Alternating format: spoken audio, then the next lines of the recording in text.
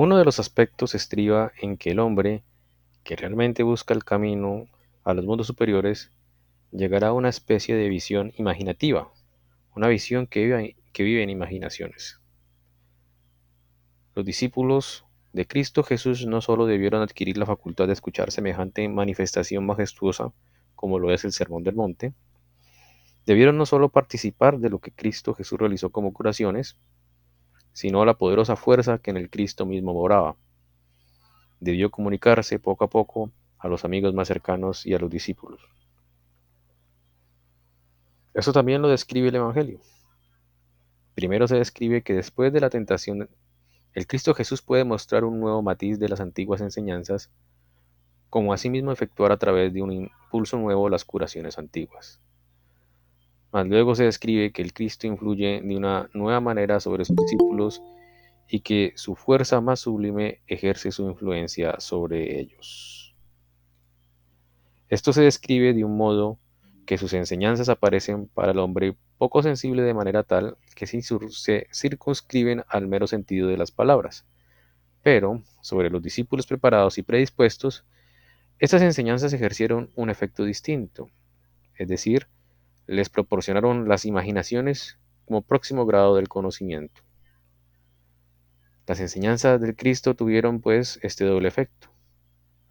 El hombre común, al escuchar sus palabras, les daba el sentido de una especie de teoría.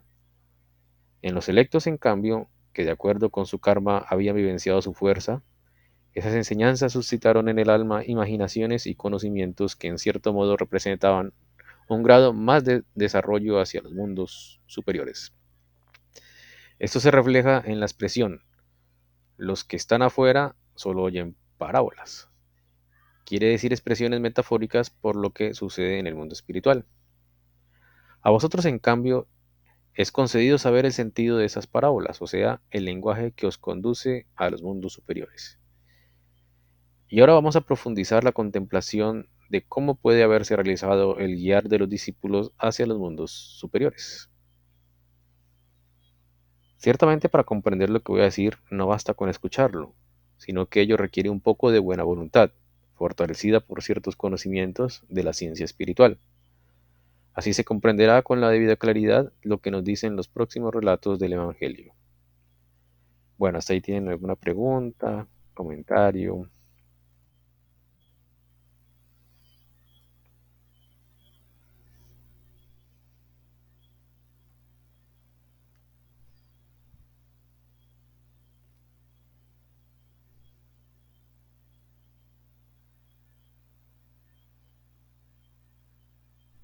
Bueno, la idea es que cuando Cristo enseñó el Sermón del Monte, algunos lo entendían, digamos, con el entendimiento presente, con el uso de la razón.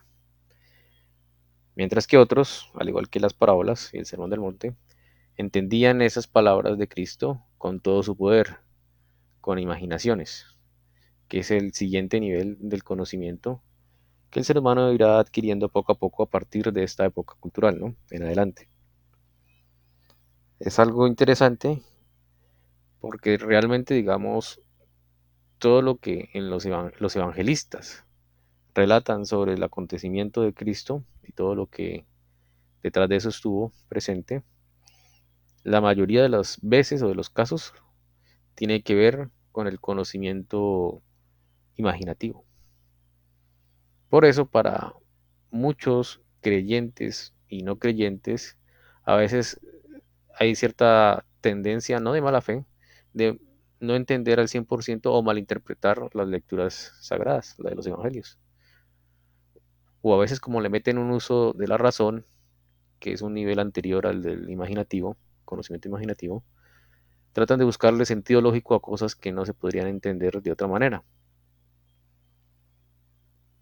Por ejemplo, cuando se habla de la multiplicación de los peces, de los panes, cuando Cristo camina en las aguas, la ascensión de Cristo, em, la tentación que tuvo Cristo y muchas otras cosas se pueden entender en su máximo, digamos, nivel con el conocimiento imaginativo o con lo que Steiner nos explica a nosotros, que es adquirido a partir de ese conocimiento imaginativo, que es lo que estamos haciendo nosotros al leer todas las conferencias.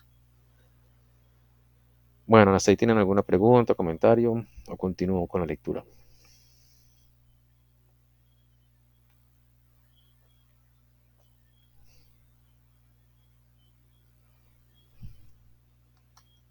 Bueno, va a continuar. Santi, Dime.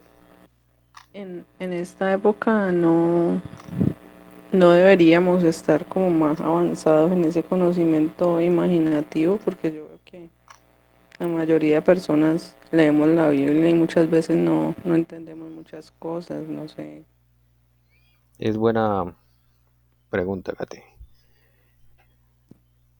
Se supone que a partir de del sexto periodo cultural, o sea, más o menos, calculo yo que unos 2000 años, más o menos, unos 2000 años, mmm, se tiene que empezar a regar la semilla para que ese conocimiento imaginativo empiece a expandirse en los humanos, como el germen, la semilla, ¿no?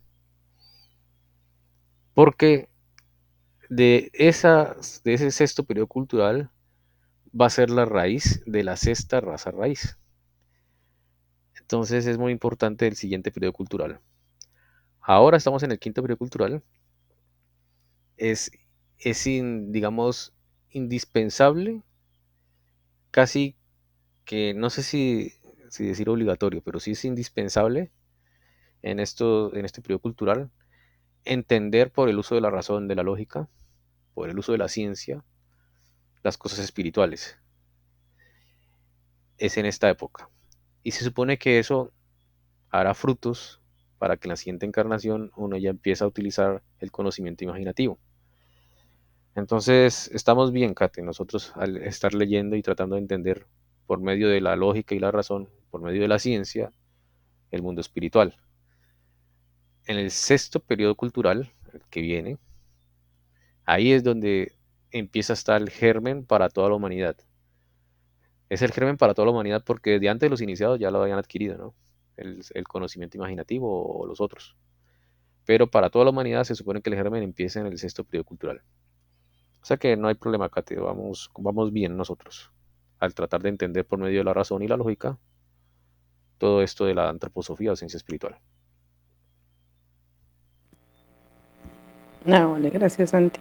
Ajá. Ahora te contesté la mitad de la pregunta.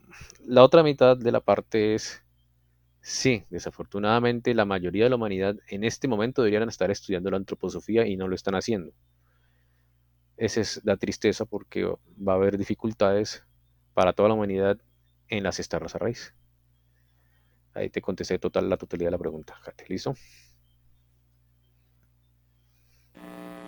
Listo. Ok. Bueno, bien, ¿alguna otra pregunta, comentario adicional? O continúo con la lectura.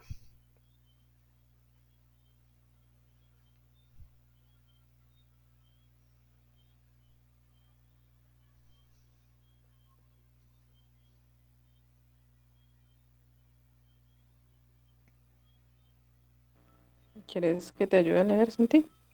Gracias, Kate. Sí, por favor.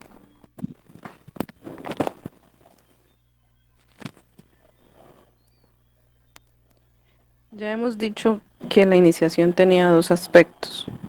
Uno por medio del cual el hombre desciende en sus cuerpos físicos, físico y etéreo, lo que le hace conocer su propio interior con sus formas creadoras. Por el otro, el hombre es conducido al mundo espiritual, se vuelca en el macrocosmos. Sabemos que en cuanto a la realidad, no para la conciencia, esto es un hecho que se produce cada vez que nos dormimos.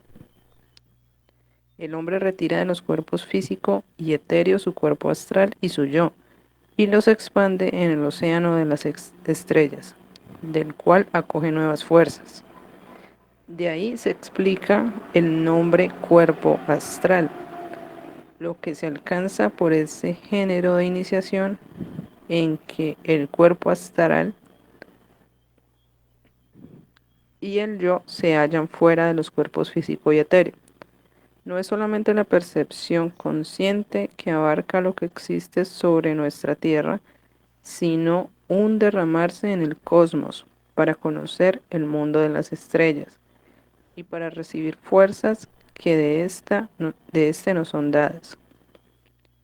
Esto que paso a paso el hombre adquiere por su derramarse en el cosmos, estuvo presente después del bautismo en el Jordán en la entidad del Cristo, debido a su naturaleza peculiar, pero no solo en el estado comparable al sueño, sino también en el estado de vigilia, encontrándose el Cristo en sus cuerpos físico y etéreo, y siendo entonces capaz de anuar su ser con las fuerzas del mundo estelar y de traer las fuerzas de este último al mundo físico. Esto nos permite describir el obrar de Cristo también de la siguiente manera. Por la atracción de sus particularmente preparados cuerpos físico y etéreo y de todo su ser, hizo bajar las fuerzas del Sol, de la Luna, del mundo estelar, de todo nuestro cosmos, de modo que, al obrar, actuaba por intermedio del Cristo. Todo cuanto es del cosmos como vida y salud comúnmente penetra en el hombre cuando durante el sueño se halla fuera de sus cuerpos físico y etéreo. El Cristo Jesús obraba en virtud de las fuerzas que por atracción de su cuerpo bajaban desde el cosmos y a través de su cuerpo se derramaban en sus discípulos. Y por su sensibilidad, los discípulos fueron capaces de sentir realmente el Cristo Jesús es una entidad por la cual nos llega la nutrición espiritual, las fuerzas del cosmos que sobre nosotros se derraman. Pero los discípulos vivían en un estado de doble conciencia, porque aún no habían llegado al máximo de su desarrollo, sino que con la ayuda del Cristo estaban en el comienzo de un desarrollo superior. Su doble estado de conciencia puede compararse con la vigilia y el sueño del hombre.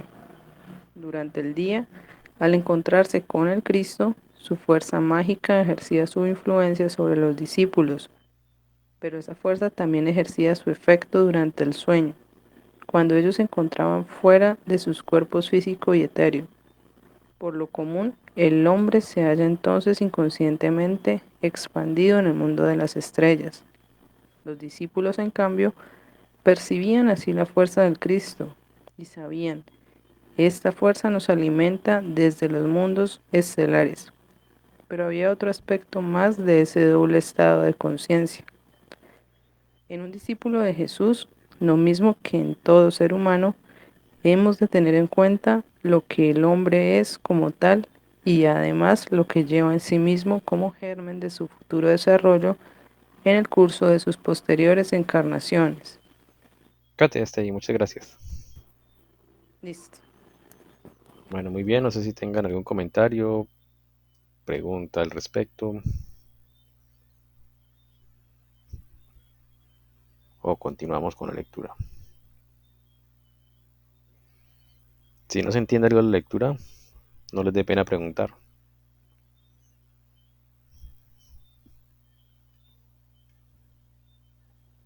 Pues, más o menos yo entendí que cuando los discípulos estaban con el Cristo era como si adquirieran otra clase de conciencia, una conciencia superior. Sí, sí, sí, esa es la idea. Por el poder de Cristo, ellos adquirían un tipo de... pues el tipo de conciencia imaginativa, lo adquirían. Eh, y eso les capacitaba para entender muchos misterios, lo que Cristo enseñaba, ¿no? Entonces Cristo tenía como una fuerza espiritual que irradiaba a los discípulos y apóstoles y discípulos más cercanos, ¿no? Eh, Se espera que ese tipo de conocimiento, el conocimiento imaginativo, en la sexta raza raíz, la gran mayoría, o la mayoría, no la gran mayoría, la mayoría de los seres humanos la empiezan a despertar naturalmente.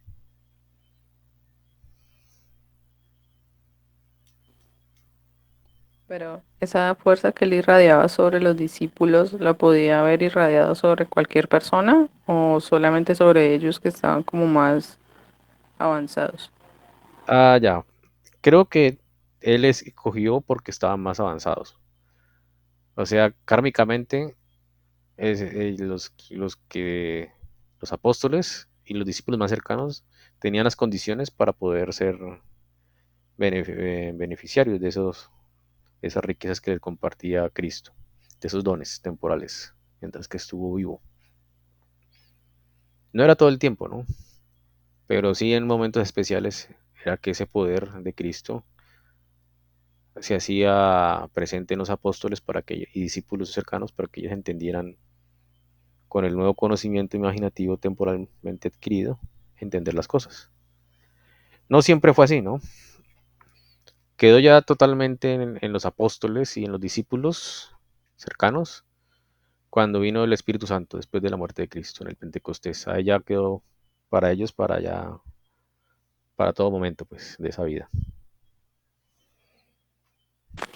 O sea que se puede decir que la venida del Espíritu Santo puede referirse a despertar esa conciencia imaginativa. Sí, casi seguro que sí.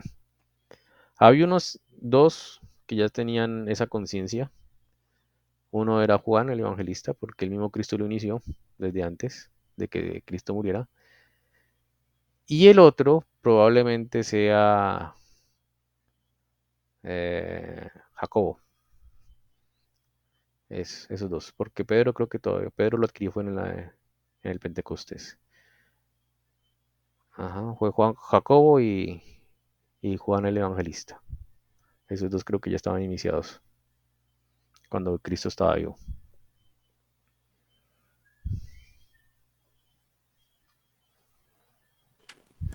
Pri, ¿cómo fue Interesante. la iniciación de Jacobo?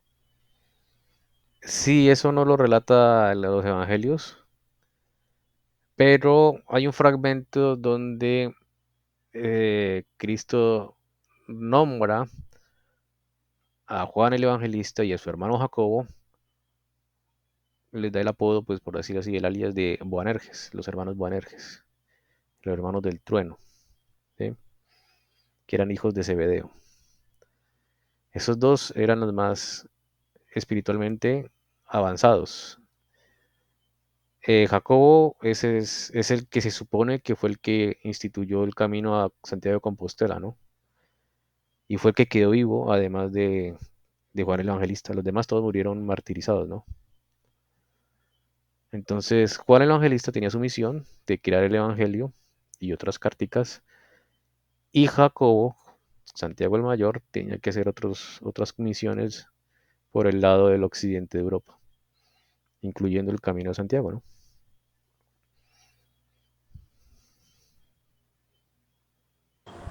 Ah, también se le llama Santiago Sí, a Jacobo y Jacob. Santiago es sinónimo. Jacobo Ah, es ya. en hebreo. La traducción de Jacobo en español son tres posibilidades: Santiago, Diego y el otro no me acuerdo cuál era. Santiago, Diego y había otro, no me acuerdo. Eh, James en inglés, Jacobo en inglés James y James en español tiene esas tres traducciones. Ah, ya. Gracias. Ujú. Es Santi, Y y uno cómo podría distinguir esa percepción imaginativa de una percepción imaginativa pues con un impulso arimánico, luciférico, o sea, cómo da cuenta uno pues como que no está mirando como meras ilusiones o cómo se va a distinguir, mejor dicho, ese pedacito. va a pasar, es lo que tú dices, va a pasar. Es una advertencia que en un ciclo de conferencias Steiner dice.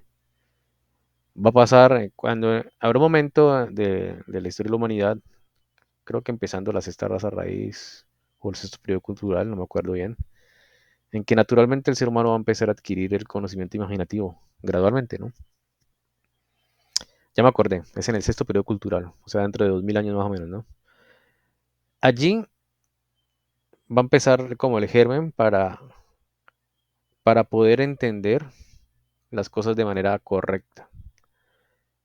Los que en este periodo cultural, en el quinto, en el que estamos ahorita, juiciosamente y con perseverancia estudian la ciencia espiritual, ya sea la antroposofía o cualquier otro equivalente, no van a tener el problema de que sean engañados por Lucifer Arimán. Las demás personas, como no tuvieron esa guía o ese conocimiento, ese entendimiento previo, serán engañados fácilmente por Arimán y Lucifer. Una de las cosas curiosas de la venida, de la encarnación de Arimán, es que ese Arimán va a tener cierta influencia para despertar la clarividencia a sus cercanos, discípulos cercanos y gente cercana, pero una clarividencia eh, no correcta, falsa. No es una verdadera clarividencia y los va a engañar y los va a confundir a esos. Steiner dice que el truco de Arimán es mostrar fragmentos de esa clarividencia a diferentes personas y va a generar ciertas, digamos así, escuelas ocultos diferentes para cada tipo de clarividencia despertada, ¿no?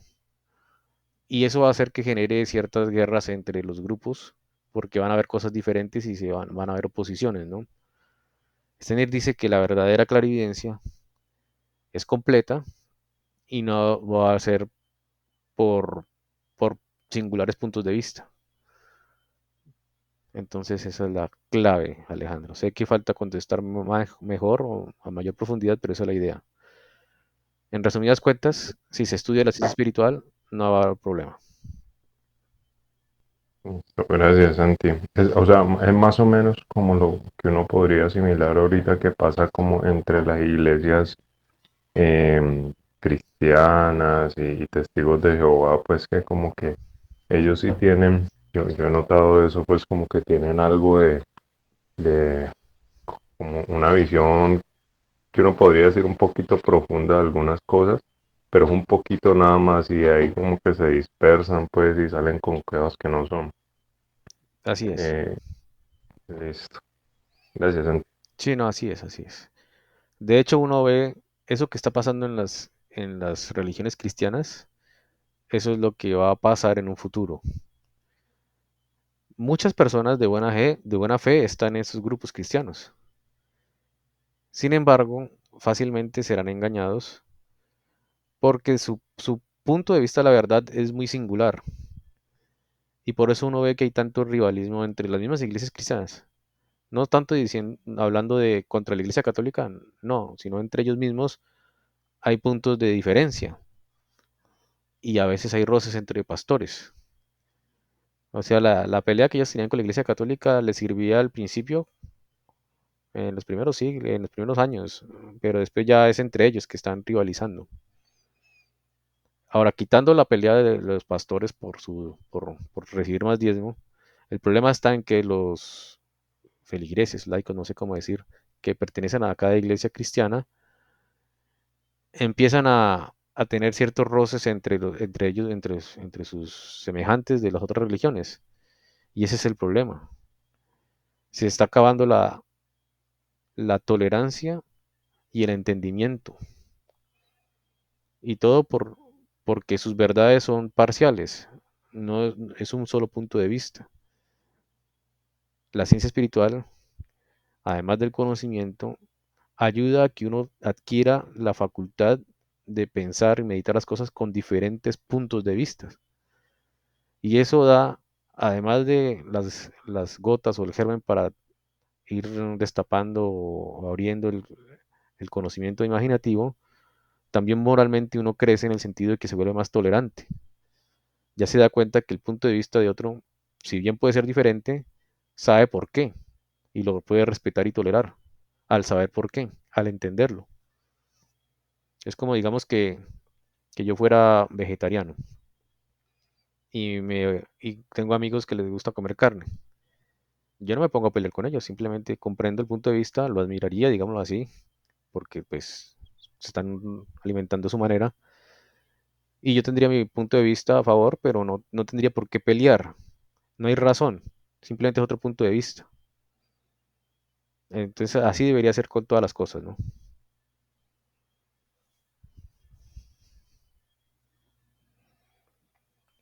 Esa es la respuesta larga, Alejo.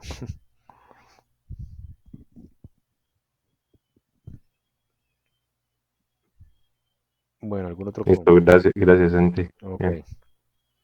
¿Algún otro comentario, pregunta?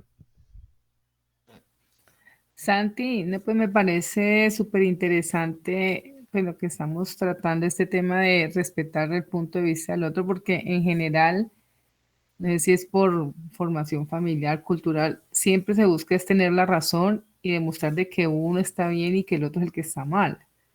Es un esfuerzo muy grande uno empezar a como asumir esa parte de respetar al otro, entender su punto sin necesidad de querer cambiarlo o imponer el de uno. Bien difícil. Sí, esa hace parte de la misión de nuestro quinto periodo cultural, el que estamos viviendo actualmente. Son 3 requisitos. Esos 3 requisitos, seguro que estamos haciendo uno, que es el que es adquirir conocimiento de la ciencia espiritual, lo que estamos haciendo nosotros ahorita leyendo. Los otros 2 dependen ya de nosotros mismos, que son, primero, la tolerancia social y segundo, libertad de pensamiento. Esos son los 3 requisitos para este periodo cultural. Conocimiento de la ciencia espiritual, libertad de pensamiento, o sea que uno no se deje llevar por las tendencias y las modas. Si a uno le gusta un tema, digamos, me gusta la astronomía, listo. Me gusta la astronomía, pero no voy a dejarme pegar solamente por astronomía. Tengo que buscar otras ciencias, otros gustos más.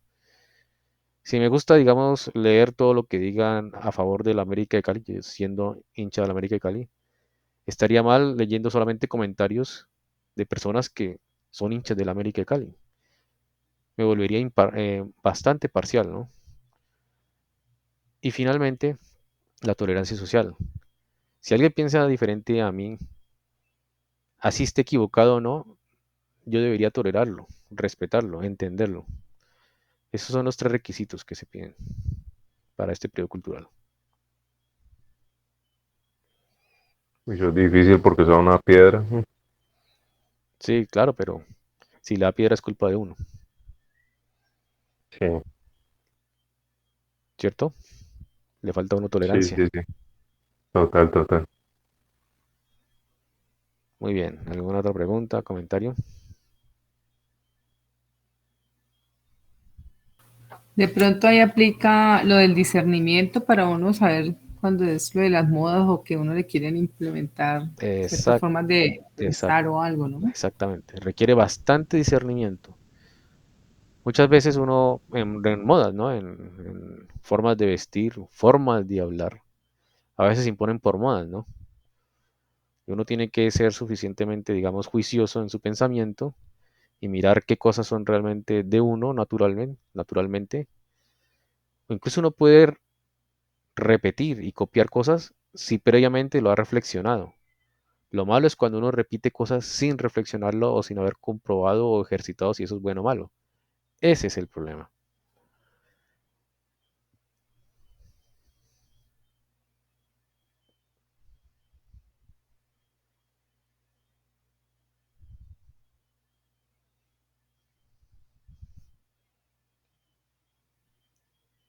Bueno, muy bien. Es más, les voy a decir algo que Steiner dice. ¿Por qué es importante ejercitar el conocimiento del mundo espiritual, la tolerancia social y la libertad de pensamiento en este periodo cultural?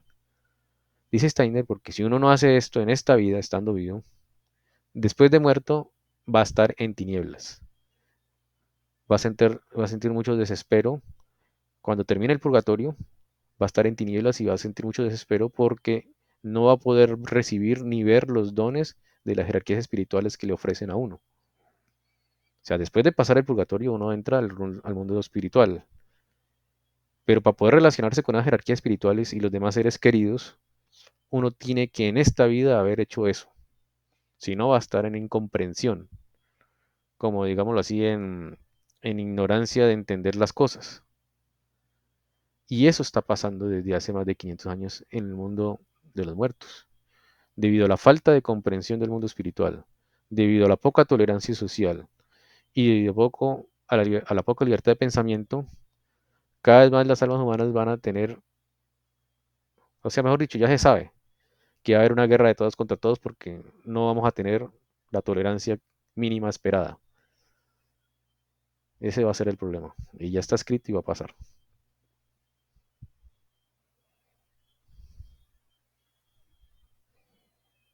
De hecho, si uno se examina juiciosamente, uno se daría cuenta que a uno le falta tolerancia a los que piensan diferente a uno. Esto va a acabar en una guerra de todos contra todos en 2000, 2500 años. Precisamente porque uno mismo no se volvió juicioso en su manera de obrar, en su moral interior.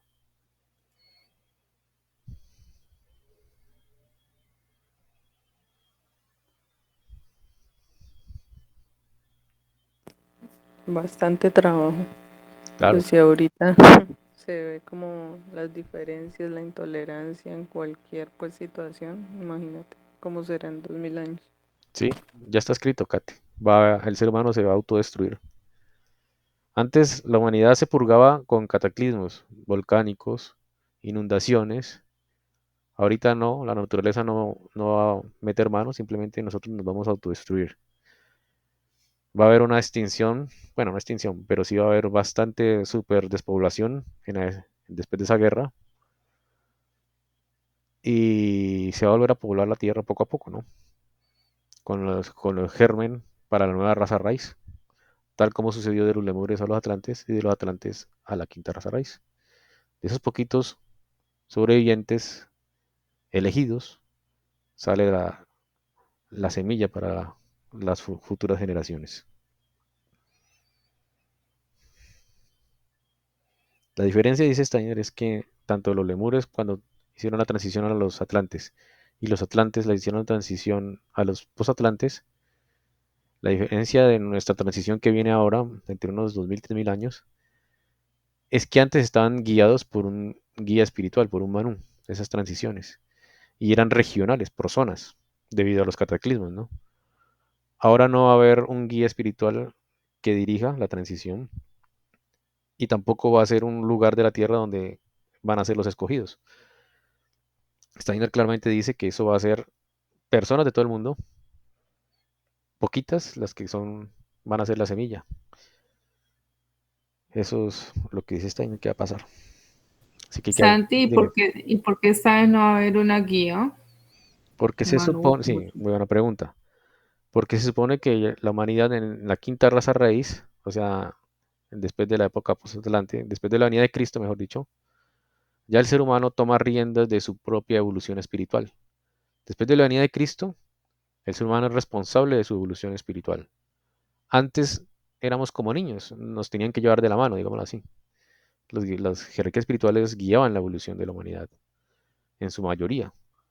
Ahora, ahora después de Cristo, nosotros somos responsables de nuestra evolución espiritual y en nuestra gran mayoría debemos dirigir nuestra dirección espiritual. Esa es la diferencia, vale, de esos tiempos pretéritos con ahora nosotros. Cuando el gracias, Cristo Santi. Ok, dice, yo soy el camino, la verdad y la vida, nadie llega al Padre sino por mí, ahí lo está diciendo todo. Digamos, lo que dice Santi es que antes del Cristo, pues tenía que, el camino lo daba como el maestro para llegar al mundo, al conocimiento de los mundos superiores, pero ahorita el Cristo claramente dice, yo soy el camino, la verdad y la vida, nadie llega al Padre sino por mí. Entonces, a partir de ese momento ya cada quien debe encontrar por su propio impulso volitivo las fuerzas del Cristo y así pues las fuerzas del Padre. Entonces ahí es como para aclarar un poquito también. correcto. Muy bien, Pri, muchas gracias. Muy bien, ¿alguien tiene algún comentario adicional, pregunta o continuamos? Pero en la práctica, ¿cómo sobreviviría pues como la semilla de las nuevas generaciones si hay una guerra de todas las personas contra todas las personas? Es decir, ¿sería un refugiado o qué habría que hacer para, para no contaminarse del pecado pues como pecados inherentes a la guerra y sobrevivir? No sé si es como Ah, ya. enredado. No, no entiendo tu pregunta. Lo que pasa es que no es tan apocalíptico como las películas que uno ve que soy leyenda, entonces que queda uno solo, dos personas en el mundo. No, más o menos es cuando hay guerras. O en guerras caen inocentes y culpables, ¿no? Entonces va a haber muchas matanzas, eso sí, no solamente en guerras violentas de balacera, intercambio de armas, sino que también va a haber guerras químicas, guerras biológicas, mucho tipo de muertes van a haber, no solamente las guerras bélicas, ¿no? Entonces los que sobrevivan serán de ambos bandos, buenos y malos, pero las semillas saldrán de esos poquitos buenos. Eso es lo que va a pasar. En la sexta raza raíz, el resultado será que van a haber dos especies de seres humanos, unos buenos y unos malos. Ahorita no existe eso, ahorita hay personas malas con algo de bueno y buenos con algo de malo, así. No hay, no hay polos opuestos, ¿no? En la sexta raza raíz sí van a haber polos opuestos. Y ahí va a haber, mejor dicho, hay que agarrarse duro en esas épocas. Los orcos. Exacto, los trolls y los orcos. Ahí en Dale, el, en la encarnación de Arimán, allí menciona que mucha de la humanidad buena, por decirlo así, se va a confundir por las obras de Arimán. Y eso también es algo que quería comentar que habíamos leído, porque Arimán va a mostrar muchas obras clarividentes, pero ahí está la clave va a ser de que esas obras clarividentes no van a ser la misma obra clarividente para todo el mundo, sino que cada una de esas obras clarividentes va a tener una interpretación personal.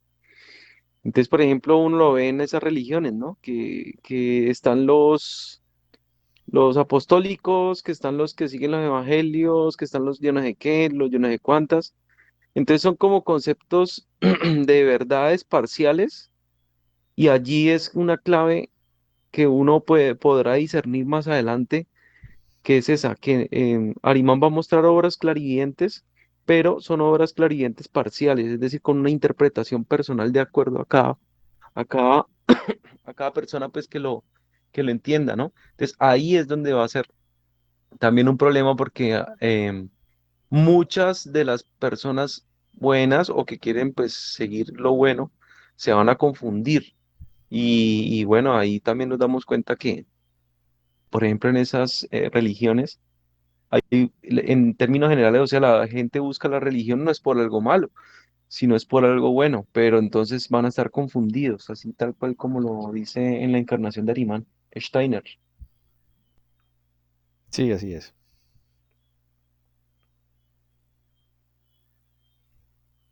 Muy bien, no sé si alguien tenga algún comentario adicional, pregunta, o continuamos con la lectura.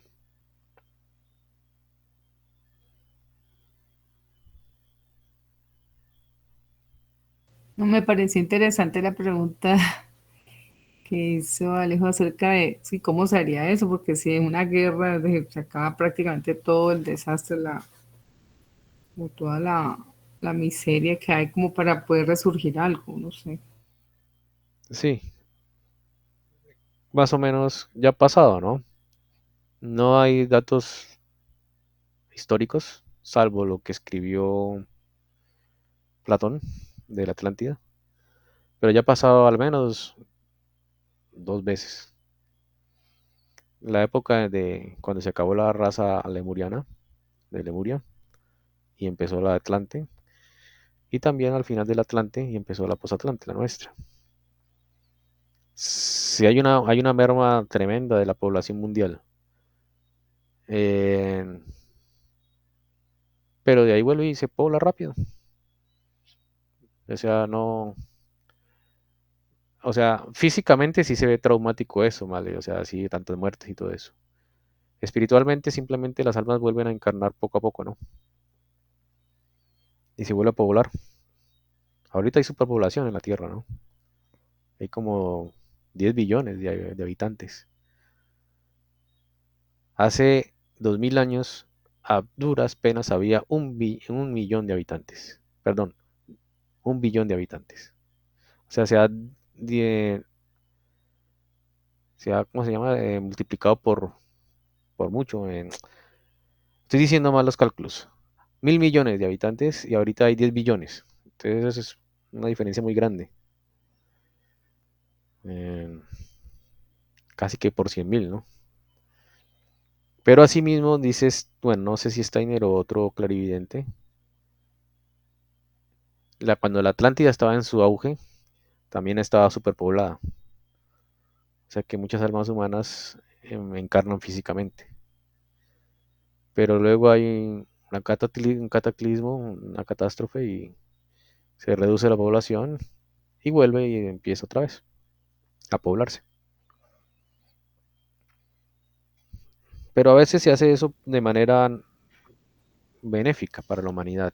Cuando hay mucha cosa mala, muchas malas energías, mucha brujería, mucha violencia, es bueno como talar de raíz las cosas. Tal como sucedió aquí con los indios americanos, ¿no? Había mucha cosa, brujería, mucha contaminación astral, mucho pecado, entonces los españoles hicieron la labor de purgar. Entonces es la forma, digamos, que naturalmente se hace para volver a empezar. Suena un poco crudo, pero viéndolo espiritualmente es lo mejor y además como creemos en la reencarnación, no debería haber tanto trauma al respecto. Santi, y algo tiene que ver con esos planes que uno escucha de las élites que para mermar la población, acerca del COVID y esas cosas. ¿O no? Eso, eso casi seguro que sí se habla y lo han planeado, porque cuando hay mucha población, los recursos van a escasear, ¿no? Y cuando los recursos escasean, ganan los que tengan el poder en el momento, ¿no? Porque son los que van a monopolizar los recursos. Eh, no sé qué, no, o sea, no te digo con certeza si eso que planean lo van a hacer efectivo o no, pero sí, o sea, sí hay cierta manera, digamos, si uno imparcialmente examina ciertos sistemas del mundo, uno se da cuenta que se ha planeado por muchos años, por decenas de años, y se han puesto en obra y en funcionan bien las cosas para ellos. Por ejemplo, el sistema actual, eso yo no sé por qué nadie lo ha criticado, pero el sistema actual monetario y la banca funciona de una manera tan, digamos, tan a favor de unos poquitos y, y nadie lo protestaba porque hay alternativas. O sea, el dinero es una moneda de intercambio, pero la forma en que se administra o se maneja, esa manera nadie la ha criticado. El manejo de las divisas, cómo se evalúa, cómo no, cómo se gana potencia, eso está hecho de tal manera tan bien pensado que nadie se queja y nadie lo critica porque piensan que es la única forma y no debería ser así.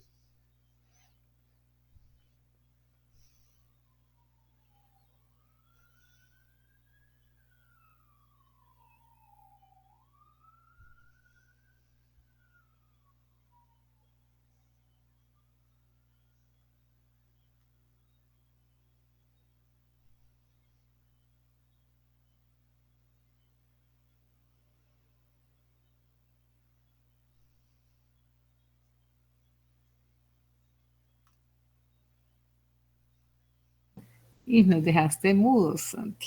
Sí, ya me di cuenta. Digamos, hace muchos años las divisas eran el mineral, ya sea el oro, la plata o incluso joyas, ¿no? Y eso nunca se devaluaba. La devaluación empezó cuando la banca empezó a regir las divisas de los países. Entonces, una persona que ha trabajado, digamos, digamos, por 10, 20 años y ha ahorrado, digamos, por decir algo en pesos, en 100 millones de pesos, por decir algo, 10 millones de pesos o 1 millón de pesos, debido a esas cosas que se inventaron, es posible que ya ese millón de pesos o 10 millones de pesos ya valgan la mitad, ya tenga el poder adquisitivo de comprar solo la mitad de lo que podía comprar. Y eso no sucede porque sí, eso sucede porque esa ganancia, ese valor adquisitivo, se lo quedó alguien y nadie se ha preguntado a dónde se fue ese poder adquisitivo, porque eso se tiene que repartir y ese poder se le va a dar la solución. El poder adquisitivo que se ha perdido en las monedas locales lo gana siempre la banca.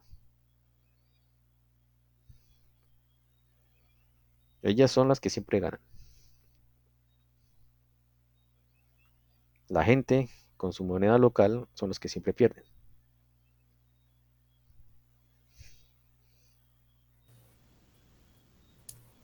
Santi a la alcaldía, mejor dicho. Ah, no, yo aquí mando a matar a unos cuantos corruptos. No, mentira. La presidencia. Eso, pero hay que hacer camino, ¿no? No, eso habría una serie de asesinatos y muertes porque las cárceles están superpobladas. No, mentiras. Santísimo. Dios Uy, no, mío. ya no, ya no. Ya no, ¿cierto? Mejor no.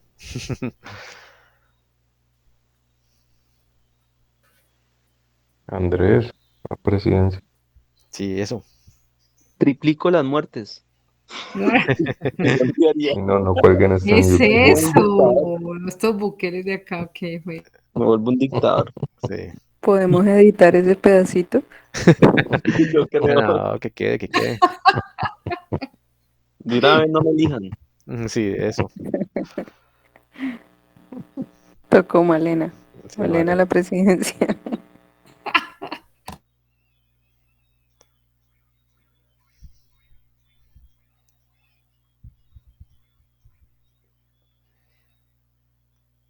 Bueno, yo creo que ya son las 9:30. Podemos dejar allí.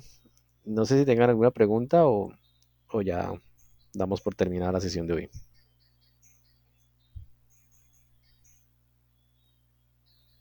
Por acá no. Muy chévere hoy. Muy bien. Gracias. Gracias. Ok. Bueno, Sí. Ay, yo les agradezco muchísimo que hayan cambiado la clase para hoy porque mañana también tenía otra reunión y no iba a alcanzar. Bueno. Muchísimas ok. gracias. Muchas gracias a ustedes. Que Por descansen. reunión, Malena. Malena volvió cristiana.